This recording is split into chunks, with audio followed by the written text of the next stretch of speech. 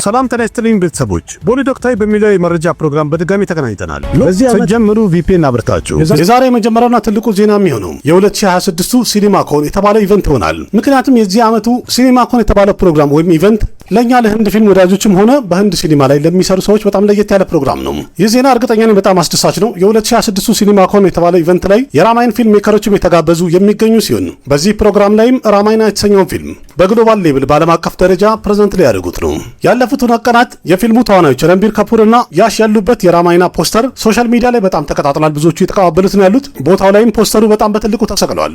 እዚህ ፕሮግራም ላይ የራማይና ፊልም ሜከሮች በዓለም አቀፍ ደረጃ በጣም ታዋቂ ለሆኑ ኤግዚቢተሮችና ፕሮዲውሰሮች እንዲሁም ፕሮሞተሮች የፊልሙን ለየት ያለ ሞሽን ፒክቸር ወይም ደግሞ ቪዲዮ ያሳያቸዋል ተብሏል። ይህ ፕሮግራም በራሱ በጣም ለየት ያለ ነው። ምክንያቱም የህንድ ሲኒማ እየተባለ በዓለም አቀፍ ደረጃ በጣም ብዙዎቹ ሲስቁበት የነበረ ሲኒማ ዛሬ ላይ እጅግ በጣም ትልቅ የተባለ ኢቨንት ላይ መጋበዙና መገኘቱ እጅግ በጣም ለየት አድርጎታል። እዚህ ፕሮግራም ላይም የፊልሙ ዳይሬክተር ኒቴሽ ቲዋሪና ፕሮዲውሰሩ ነሚት መለስራ እንዲሁም ራቨን ሆኖ የሚጫወተው ያሽም አንድ ላይ ፕሮግራሙ ላይ ተጋባዥ ሆኖ ተገኝተዋል። እስካሁን ድረስ ፕሮግራሙ ላይ ረንቢር ካፑር እንዳልተገኘ ተነግሯል።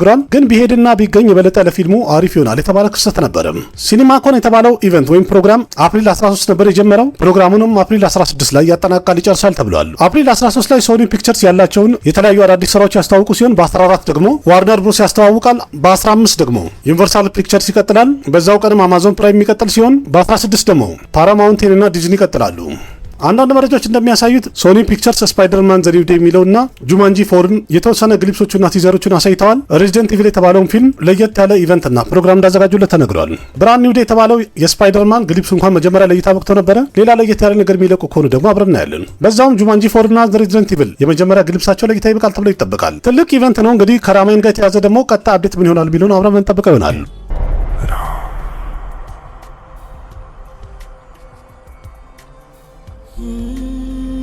የረጂኒካንት 173ኛ ፊልም ወይም ቀጣይ ፊልሙ ዳይሬክተሩ በድጋሚ እንደሚቀየር የተነገረ ነው ያለው። ይህ ማለት ይህንን ፊልም ሲቢ ቸክረበርት የተባለው ዳይሬክተርም ዳይሬክት ያደርገው ማለት ነው። ታላይቨር 173 የተባለው የረጂኒካንት ቀጣይ ፊልሙ መጀመሪያ ሱንደርሲ የተባለው ዳይሬክተር ዳይሬክት ያደርገዋል ተብሎ ነበረ። ግን ደግሞ የፊልሙ ታሪክ ለየት ያለ ስለሆነ አይችልም ተባለና ከፊልሙ ላይ ተባረረ። ሱንደርሲ ከወጣ በኋላ ይህንን ፊልም ሲቢ ቸክረበርት የተባለው ዳይሬክተር ዳይሬክት እንዲያደርግ ተጋብዘው ነበረ። በዛውም የተባለው የፊልሙ ቀረጻ በዚሁ ዓመት አፕሪል ወር ላይ ይጀምራል ተብሎ ነበረ። ግን አሁን ላይ የወጡ መረጃዎች እንደሚያሳዩት ከሆነ ሲቢ ቸክረበርትም ይህን ፊልም ዳይሬክት ያደርገውም ወጥቷል ተብሏል። ሲቢ ይህንን ፊልም ለምን እንደተወው እስካሁን ድረስ ብዙ መረጃዎች የሉም። ግን አሁን ላይ እንደተባለው ከሆነ የታሚሉ ድራገን የተሰኘውን ፊልም ዳይሬክት ያደረገው አሾክ ሙርሙርቱ የተባለው ዳይሬክተር ዳይሬክት ያደርገዋል ተብሏል። አሾክ ሙርሙርቱ ዳይሬክት ያደረገው ድራገን የተሰኘው ፊልም 2025 ላይ ነበር ለእይታ የበቃው። ፊልሙን በዓለም አቀፍ ደረጃ ከ150 ካሮር በላይ መሰብሰብ ችሎ ነበር። የረጂኒካንት 173ኛ ፊልሙ ታሪኩ ላይ ምን አይነት ለየት ያለ ነገር አለ? ሁለት ዳይሬክተሮች ፊልሙን አይሰሩም ተብሎ እየተባረሩበት የሚለው ትልቅ ጥያቄ ሆኗል። በእርግጥ የዚህ መልስ የምናገኘው ፊልሙን ስናይ ነው ማለት ነው። ስለዚህ በቀጣይ እንግዲህ ከፊልሙ ጋር የተያዘ አፕዴት እስከሚወጣ ድረስ እንጠብቃለን ማለት ነው። የሰያራው አክተር አሃን ፓንዴ ሁለተኛው ፊልም ላይ ጋንግስተር ሆኖ እንደሚጫወት እየተነገረ ነው ያለው። አክተሩ አሃን ፓንዴም ለፊልሙ በጣም ብዙ ዝግጅቶችን እያደረገ እንዳለ እየተነገረ ነው ያለው። ዋና ምክንያቱ ደግሞ ልክ እንደ ሰያራ ተመልካቹ በዚህ ፊልም ዘናፈታ እንዲልና ስኬታማ እንዲሆንለት በጣም ፈልጓል ማለት ነው። ፊልሙም ደግሞ ሃይ ኦክቴንት የተባሉ አክሽኖችን ያቀፈ ድራማ ይሆናል ወይም ድራማ ያለበት ፊልም ይሆናል የተባለ ሲሆን በዛውም ግን ልብ የሚነካና አሳዛኝ የሆነ የፍቅር ታሪክም ያሳዩበታል ተብሏል። የቦሊውዱ ታዋቂ ዳይሬክተር አሊ አባድ ዘፋሪ እንኳን እርግጠኛ ነኝ ሁላችሁም ታውቁታላችሁ። ይህንን ፊልም ዳይሬክት የሚያደርገውም ይህ ዳይሬክተር ነው። አንዳንድ መረጃዎች እንደሚያሳዩት እዚህ ፊልም ላይ አሃን ፓንዴ፣ ሰርቨሪ ቦቢ ዶልና አሁን ደግሞ ጂሚ ሼርግልም እንደፈረመ ተነግሯል። እነዚህ እንግዲህ ፊልሙ ላይ ከፊት ቦታውን ይዘው የሚጫወቱ አክተሮች ናቸው ማለት ነው። ቀረጻውን በአሁኑ ሰዓት ላይ ስለጀመረ እስከ 2027 አጋማሽ ድረስ ለእይታ ይበቃል ተብሎ ይጠበቃል። የአክሽን ኩማር ቀጣይ ፊልሙ ቡንት መግላ የተባለው ፊልም እርዝመቱ 2 ሰዓት ከ48 ደቂቃ ይሆናል የተባለ ሲሆን የፊልሙ አድቫንስ ቡኪንግም ከአፕሪል 14 ጀምሮ አንድ ብሎ ጀምሯል። ቡንት መግላ የተባለው ፊልም ላይ በጣም ብዙዎቹ ተስፋ አድርገው ይጠበቁ ነው ያሉት። ምክንያቱም ቀደም ያሉ የአክሽን ኩማር በጣም ብዙ ፊልሞቹ ቦክስ ኦፊስ ላይ ፍሎፕ ሆኖ ስለነበረ በዚህ ተስፋ አላቸው። በእርግጥ የአክሽን ኩማር አድናቂዎችም ካምባክ እስከሚያደርግ ያለ ትዕግስት ይጠበቁ ነው ያሉት። በቀጣይ የምናየው እንግዲህ ፕሪያደርሽን ዳይሬክት ያደረገው አክሽን ኩማር የሚተውንበት ቡንት መግላ የተሰኘው ፊልም ቦክስ ኦፊስ ላይ እንዴት ይሆናል የሚለውን አብረን ምን ይሆናል። በሌላ በኩል ስናየው ከቡንት መግላ የበለጠ በረሚያ ቾትሜ የተባለው ፊልም በጣም ሃይፑ ከፍተኛ ነበረ። ተመልካቹን በጣም ሲጠብቀው ነበረ። ግን ሁላችሁም እንደምታውቁት ደግሞ በረሚያ ቾትሜ የተሰኘው ፊልም ቦክስ ኦፊስ ላይ በአስተሌታ ሁኔታ ፍሎፕ ሆኖ ነበረ። ይሄ ፊልም ምን ያጋጥማል የሚለውን እንግዲህ ፊልሙ ለእይታ ከበቃ በኋላ ነው የምናውቀው። ግን ደግሞ ይህንን ፊልም ፕሪያደርሽኑ ዳይሬክት ያደረገው ተስፋ የምናደርገውም ደግሞ የአክሽን ኩማር ይሄ ፊልም በጣም ለየት ይላል ብለን ነው። የፊልሙ ቅድመ እይታ አፕሪል 16 ለእይታ ይበቃል ያሉ ሲሆን በዓለም አቀፍ ደረጃ ደግሞ አፕሪል 17 ይለቃል የተባለ ፊልም ነው።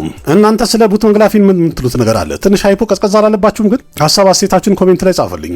क्या नाटक चल रहा है? बहन डर गई।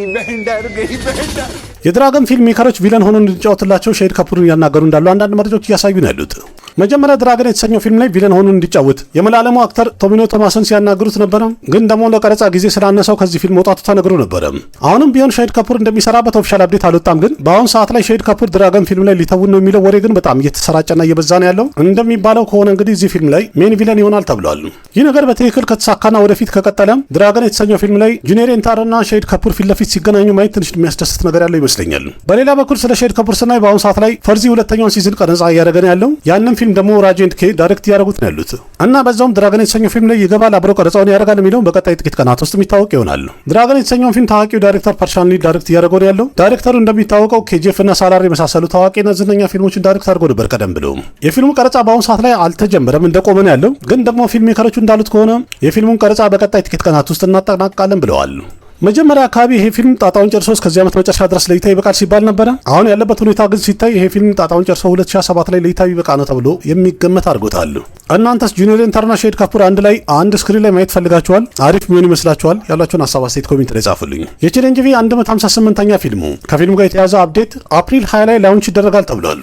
158ኛ ፊልሙን ቦቢ ኮል የተባለው ዳይሬክተር ሲሆን ዳይሬክት የሚያደርግለት ቀደም ብሎም የቺረንጂቪ ሱፐርሂት የነበረው ዌልተር ቨርያ የተሰኘውን ፊልም ዳይሬክት አድርጎለት ነበረ። መጀመሪያ ላይ የፊልሙ አፕዴት ላውንች የሚደረገው አፕሪል 11 ተብሎ ነበረ። ግን ጀልናይገን ተሰርቆ በመውጣቱ የተነሳ የፊልሙን ላውንች እንዳራዘሙት ተነግሮ ነበረ።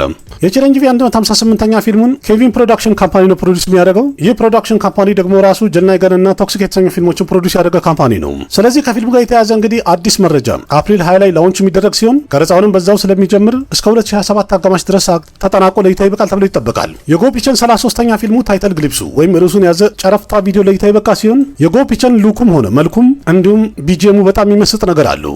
የፊልሙ ይዘት አንድ ሂስቶሪካል አክሽን ድራማ ፊልም ሲሆን ርዕሱም ደግሞ ይሆናል የተባለው ባህረት ቨርሻ ይሆናል ብለዋል። ስለ ታሪኩ እንኳን ምንም የወጣ አፕዴት የለም የፊልሙን። ግን የፊልሙ ርዕስና እንዲሁም ግልብሱ ጨረፍታ ቪዲዮ ስትታይ የሚመስለው የፊልሙ ታሪክ ትክክለኛ ታሪክ ላይ መሰረት ያደረገ ይመስላል። የጎፒቸን ይህንን ፊልም ሸንከር ፔድ የተባለው ዳይሬክተር ሲሆን ዳይሬክት ያደረገለት ዳይሬክተሩም ቀደም ብሎ ጋዚ አታክና የቪዲዮ ቻምባል አይቢ 71 የተባሉ ፊልሞችን ዳይሬክት አድርጎ ነበረ። ጎበዝ ዳይሬክተር ነው። ስለዚህ ቀጣይ ፊልሙ ደግሞ ባህረት ቨርሻም የተባለው እንዴት ይሆናል የሚለውን አብረን ምን ይሆናል። የሚለቀቅበትን ቀን በእርግጥ ይፋ አላደረጉም ወይም አናውንስ አላደረጉም። የሚጠበቀው እስከዚህ ዓመት መጨረሻ ድረስ ለይታ ይበቃል ተብሎ ነው። የቬንክቴሽ ቀጣይ ፊልሙ ላይ የዱረንደር 2 አክተር የሆነው ኡዴይም እንደፈረመ ተነግሯል። በፊልሙ ላይም ሜን ቪለን ይሆናል ተብሎ ተነግሯል። ኡዴይ ዱረንደር 2 ላይ ቢንዳ በሚል ካራክተር በደንብ ታይቶ ነበረ። ተመልካቹም ይህን ገጸ ባህሪ በጣም ወዶት ነበረ። ስለዚህ ኡዴይ ቀጣዩ የቬንክቴሽ ፊልም ላይ ቪለን ሆኖ ይጫወታል ማለት ነው። አዳሽ ኩረምቦ የተባለው የቬንክቴሽ ቀጣይ ፊልሙ ሲሆን ፊልሙንም ደግሞ ሽሪ ቪክረም ትሪኒቫስ የተባለው ዳይሬክተር ዳይሬክት እያደረገው ነው ያለው። ሽሪ ቪክረም ትሪኒቫስ ቀደም ብሎ የሰራ የነበረው ጉቱም ከርማ የተሰኘው ፊልም ቦክስ ኦፊስ ላይ ፍሎፕ ሆኖ ነበረ። ስለዚህ ቀጣይ ፊልሙ ደግሞ እንዴት ይሆናል ቢሆን አብረን ምን ይሆናል። ቀረጻውንም እንደቀጠለ ነው ያለው። እንደተባለው ከሆነ እስከዚህ ዓመት መጨረሻ ድረስ ፊልሙ ለይታ ይበቃል ተብሏል። ቢሾክ ሴንም አዲስ ፊልም እንደሚሰራ አናውንስ የተደረገ ሲሆን የዴቭራፊን ፕሮዲውሰር ፕሮዲውስ የሚያደርገው ሲሆን ረጀት ደግሞ ዳይሬክት ያደርገዋል ተብሏል። እንደተባለው ከሆነ የፊልሙ ይዘት ሮማንስ ኮሜዲ ሲሆን በኮሜዲ የተዋዛ አስገራሚ ታሪክ ይኖርበታል ተብሏል። በአሁኑ ሰዓት ላይ ቀረጻውን ስለጀመረ እስከዚህ ዓመት መጨረሻ ድረስ ጣጣውን ጨርሶ ለሲኒማ እይታ ይበቃል ተብሎ ይጠበቃል። ቦክስ ኦፊስ ላይ ስላሉ ፊልሞች መለስ ብለን ስናይ ዱረንደር የተሰኘው ፊልም በአራተኛ ሳምንቱ እንኳን ጥሩ ገንዘብ እየሰበሰበ እንዳለ እየተነገረ ነው ያለው። ዱረንደር ሁለተኛው ክፍል አራተኛ ሳምንቱ ላይ 33 ከሮ አካባቢ ሂንዲ ኔት ኮሌክሽን መሰብሰብ የቻለ ሲሆን በአጠቃላይ ደግሞ በሂንዲ ኔት ኮሌክሽን 1042 ከሮር መሰብሰብ ችሏል። ፐታን የተሰኘው ፊልም በዓለም አቀፍ ደረጃ 1050 ከሮር መሰብሰብ ችሎ ነበረ። ዱረንደር የተሰኘው ፊልም ግን ሂንዲ ቦክስ ኦፊስ ላይ ብቻ በኔት ኮሌክሽን 1042 ከሮር መሰብሰብ ችሏል። ኦቨርስ ማርኬት ላይ ወይም በውጭ ሀገራት ላይ 438 ከሮር መሰብሰብ የቻለ ሲሆን ስለዚህ ዱረንደር በዓለም አቀፍ ቦክስ ኦፊስ ላይ በዓለም አቀፍ ደረጃ 1733 ከሮር አካባቢና ከዛ በላይ እንደሰበሰበ ተነግሯል። ይህንን ድምጽ እስከ ቀረጽኩበት ሰዓት ድረስ ደግሞ 1750 ከሮር እንደገባም አንዳንድ መረጃዎች ያሳያሉ። ባሁበሊቱን በልጦ ለመሄድ እንግዲህ በአጠቃላይ የሚያስፈልገው 60 እና 70 ከሮር አካባቢ ብቻ ነው። ስለዚህ የዚህ ሳምንት መጨረሻ ላይ ወይም ሳምንቱ ሲጨርስ ደግሞ ዱረንደር ዘ ሪቬንጅ የተሰኘው ፊልም በአጠቃላይ ምን ያህል ይሰበስባል የሚለውን አብረን ምን ይሆናል። አድቪን ሸሽ መሪ ተዋናይ ሆኖ የተወነበት ደኬት የተሰኘው ፊልም የመጀመሪያው ዊኬንዱ ላይ ኢንዲያን ኔት ኮሌክሽን 20 ከሮር ማስገባት የቻለ ሲሆን በዓለም አቀፍ ደረጃ ደግሞ ከ35 እስከ 40 ከሮር አካባቢ እንዳስገባ ተነግሯል። ይህም ማለት እንግዲህ ፊልሙ በዓለም አቀፍ ደረጃ የበጀቱን ግማሽ መሰብሰብ ችሏል። በቀጣይ ደግሞ የመጀመሪያ ሳምንት ኮሌክሽኑ ወይም የሚያስገባው ገንዘብ ምን ያህል ይሆናል የሚለውን አብረን ምን ይሆናል። जो कुछ भी उसने मेरे साथ किया उसके साथ वही करूंगा። የቪጄ በጣም ሲጠበቅ የነበረው ጀነጋን የተሰኘው ፊልም ከተሰረቀ ወይም ሊክ ከሆነ በኋላ በኢንዱስትሪ ውስጥ በጣም ብዙ ጥያቄዎችን እያስነሳና ረብሻ እየተፈጠረ እንዳለ የተነገረ ነው ያለው። ዋና ትልቁ ምክንያቱ ደግሞ ፊልሙን ማን ሊክ ሊያደርገው ቻለ፣ ቤት በኩል ተሰርቆ ሊወጣ ቻለ የሚለው በጣም ትልቅ ጥያቄ ይሆናል። ምክንያቱም የወጣው በኤችዲ ኳሊቲ ነው፣ በዛ ላይ ደግሞ በታሚል ቋንቋ ነው። በእርግጥ ከተሰረቀ በኋላ የፊልም ፕሮዲውሰሮች አንድ ኖቲስ የለቀቁ ወይም ማስታወቂያ የለጠፉ ሲሆን ማንኛውም ሰው ይህንን ፊልም ዳውንሎድ ሲያደርግ ወይም ሼር ሲደራደር ከተገኘ በህግ እንጠይቀዋለን፣ እናስቀጠዋለን ብለዋል።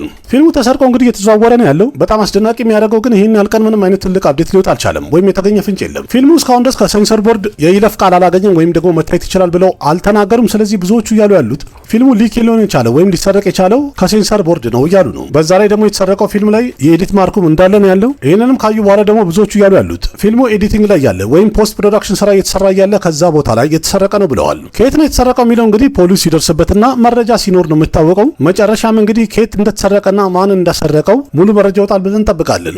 ይህ ፊልም ጃንዋሪ ላይ ነበር ለእይታ ሊበቃ የነበረው፣ ግን ሴንሰር ቦርድ በፊልሙ ላይ ያሉ የፖለቲካ ይዘቶችና የቪዲዮ ዳያሎጎች ካልተቀየሩ ካልተቀነሱ በስተቀር አያልፍም ብሎ ሰርተፊኬት አልሰጠም ብሎ ይዞት ነበር። ጃንዋሪ ካለቀ በኋላ ደግሞ ማርች መጨረሻ ላይ ለእይታ ይበቃል ሲባል ነበር። ከዛ በኋላ ግን የታሚልናዱ ምርጫ ካለፈ በኋላ ለእይታ ይበቃል ተብሎ ነበር። የታሚልናዱ ምርጫ ደግሞ ከሜይ በኋላ ነው የሚጠናቀቀው። ስለዚህ ሜይ መጨረሻ ወይንም ደግሞ ጁን ወር ላይ ለእይታ ይበቃ ነው ማለት ነው በሲኒማ። ፊልሙ ተሰርቋል ተብሏል። እንግዲህ ለሲኒማ ይልቀቁት አይልቀቁት ደግሞ በቀጣይ ፊልም ሜከሮቹ የሚወስኑትን አብረን እንሰማ ይሆናል። እናንተ ስለ ጀናይ ግን ፊልም ምን ትላላችሁ? አያችሁት እንዴ? በታሚል ስለሆነ እንኳን እኔ ጨራሽ ሊመስጠኝ አልቻለም። ስለዚህ ኮሜንት ላይ ንገሩኝ እስቲ ያጫውቱኝ። लोगों की भलाई करने के लिए पॉलिटिक्स में आया था ना कि स्कैम करने के लिए, करप्शन के लिए पॉलिटिक्स करेगा। संजय लीला बंसाली እና አራም चरण ጀንግል አድቬንቸር ይዘት ያለው አንድ ፊልም መስራት እየተነጋገሩ ነው ያሉት። የፊልሙ ታሪክ በአሁኑ ሰዓት ተዘጋጅቷል፣ ግን ስለዚህ ጉዳይ ብዙዎቻችሁ ላታውቁት ትችላላችሁ። እሱ ምንነቱን ልንገራችሁ። በ2023 እና 24 አካባቢ ሲወራ የነበረው ራዲዮ ራቶር የተሰኘው ፊልም ሁለተኛ ክፍል ይሰራልታል ሲባል ነበረ። የዛኔም እንደተባለው ከሆነ የዚህ ፊልም ታሪኩ ለየት ያለ ሲሆን በፊልሙ ላይ መሪ ተዋናይም ደግሞ ስዳት መለትራ ይሆናል ሲባል ነበረ። ምናልባት በአንዳንድ አለመግባባቶችና በተወሰነ ምክንያት ፊልሙ ወደፊት መሄድ አልቻለም ነበረ። ግን የፊልሙ ደራሲ ያንኑ ታሪክ ራሱ ለየት አድርጎና አሳምረው መልሶ የጻፉ ሲሆን ያ ታሪክም ደግሞ ከራም ቸረን ፐርሰናሊቲ ጋር በጣም ይሄዳል የሚባል ያህል ሆኗል።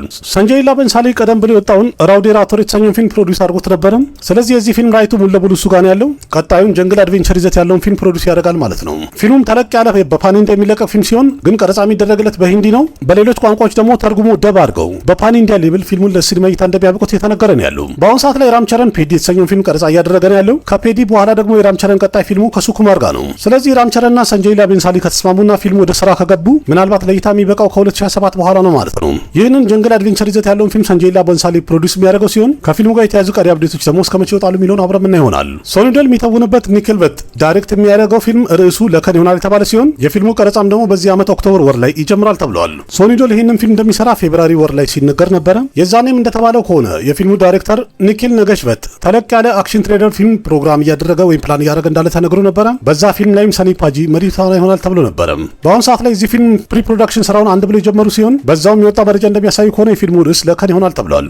ይህ ለከን የተሰኘው ፊልም ለሶኒዶል አድናቂዎች በጣም ለየት ያለ ፊልም ይሆናል። ምክንያቱም በፊልሙ ላይ ለየት ያሉ ከበድ ያሉ ሲዶች ስለሚኖሩ በእርግጠኝነት አድናቂዎቹ እንዲያፏጩ ያስገድዳሉ የሚባሉ አይነት ይሆናሉ።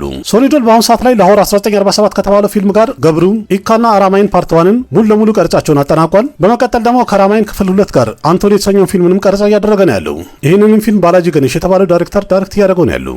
አንቶኒ የተሰኘውን ፊልም ቀረጻ እንዳጠናቀቀ ሰኒ ፓጂ ለከን የተሰኘውን ፊልም ቀረጻ አንድ ብሎ ይጀምራል ማለት ነው። ኒኪል ናጋሽበት ዳይሬክተሩ ቀደም ብሎ ኪል የተሰኘው ፊልምን ሰርቶ ነበረ። እዚህ ፊልም የነበሩ አክሽን ሲኩዌንሶች በጣም የተወደዱ ሲሆን በቀጣይ የሚሰራው ለከን የተሰኘው ፊልም ላይ ደግሞ ያሉ አክሽን ሲኩዌንሶች እንዴት ይሆናሉ የሚለውን አብረን ምን ይሆናል። ጄለርቱ ላይ ሻሩካን ከወጣ በኋላ ፓቨን ከሊያን እንደፈረመ ተነግሯል። ይህም ማለት ደግሞ ጄለርቱ ላይ ፓቨን ከሊያን በካሚዮ ሮል ይገባል ማለት ነው። የጄለርቱ ፊልም ሜከሮች ሻሩካንን ለረጅም ጊዜ ሲያናግሩት ነበረ በካሚዮ ሮል እንዲገባላቸው፣ ግን የጊዜ እጥረትና ያለመመቻቸት ነገር ሆኖ ተደራረበና ሻሩካን ይህን ካሚዮ አልሰራም ብሎ እምቢ ብሏል። ስለዚህ በቀጣይ ጄለርቱ ላይ በዛው ቦታ ላይ ፓቨን ከሊያን በካሚዮ ሮል ይገባላቸዋል ማለት ነው። ከፓቨን ከሊያን ጋር ጄለርቱ ላይ ሚቱ ቸክረበርቲ፣ ቪጄይ ሰጥፉቲ፣ ሺቫ ራጅኩማርና ሞህንላልን ጨምረው ሁሉንም አንድ ላይ በካሚዮ ሮል ሊያስገባቸው ነው። እንዴት አድርገው እንደሆነ ባላቅም በእርግጥ ትልቅ ፊልም ነው። ልክ እንደ ጄለር የመጀመሪያው ክፍል በትልቅ ሌቭልና ስኬሉን ከፍ አድርገው ነው ቀርጸው ያደርጉለት። አሁንም ድረስ ፊልሙ የሚለቀቅበትን ወይም የሚወጣበትን ቀን አናውንስ አላደረጉም። አሁን ላይ እንደተባለው እንግዲህ አፕሪል 14 የታሚል አዲስ ዓመት ላይ የሚወጣበትን ቀን አናውንስ እናደርጋለን ብለዋል። ዛሬ ላይ እንግዲህ የጠበቅኩ ነው ያለሁት። ቪዲዮ ከተመቻችሁ ላይክ አድርጉ፣ ያላችሁን ሀሳብ አስተያየት በኮሜንት ግለጹ፣ ለጓደኞቻችሁ ሼር አድርጉ፣ ለቤቱ አዲስ ናችሁ ሰብስክራይብ አድርጉ፣ ቤተሰብ ሁኑ። ልክ እንደዚህ ከሲኒማ ጋር የተያዙ በጣም ብዙ መረጃዎችን እንደዚህ የመጣሁኝ ያቀርብላችኋለሁ፣ እንጫወታለን። አቅራቢያችሁ ካሲብ ካነበርኩኝ በሌላ ምርጥ ቪዲዮ በድጋሚ እስከምንገናኝ ደህና ሁኑ። ባባይ ना जाने कैसा एहसास है बुझती नहीं है क्या प्यास है क्या नशा इस प्यार का मुझ पे सनम छाने लगा कोई न जाने क्यों चैन होता है क्या करूँ कुछ कुछ होता है क्या करूँ हाय। कुछ कुछ होता है।